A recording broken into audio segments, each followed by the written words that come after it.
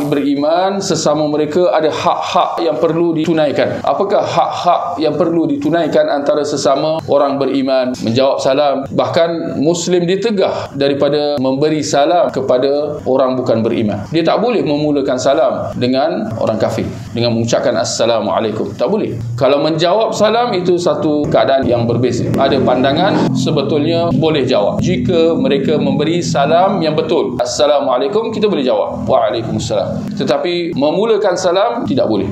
Menziarahi orang sakit daripada kalangan saudara seagama. Nak kata bahawa kalau bukan saudara seagama, maka itu satu perkara yang lain. Hukumnya berbeza. Sedangkan menziarahi saudara Muslim yang sakit, itu adalah satu hak. Itu adalah satu tanggungjawab. Menjawab bersin. Kalau dibersin, ucap Alhamdulillah, kita wajib jawab. Sebagian ulama menjelaskan bahawa menjawab orang yang bersin itu fardu ain berbanding menjawab salam fardu kifayah. Kalau ada ramai-ramai seorang masuk, dia bagi salam, salah seorang atau beberapa orang yang jawab sudah cukup. Berbanding kalau orang bersin, dia bersin, acu, Alhamdulillah, siapa yang dengar dia cakap Alhamdulillah kena jawab yarhamukallah. Itu hak dia. Apa artinya hak, tuan-tuan? Bermakna kalau kita tak tunaikan, kita aniaya dia, kita zalimi dia, sebab kita tak beri hak dia. Sampai begitu sekali, tuan-tuan. Ini nak kata hak-hak persaudaraan seagama. Ada lain, menghadiri atau memenuhi jemputan, menghadiri undangan perkahwinan secara spesifik. Jangan pergi faham undangan tahlil pula, itu lain. Menghadiri undangan walimah, itu adalah satu kewajipan.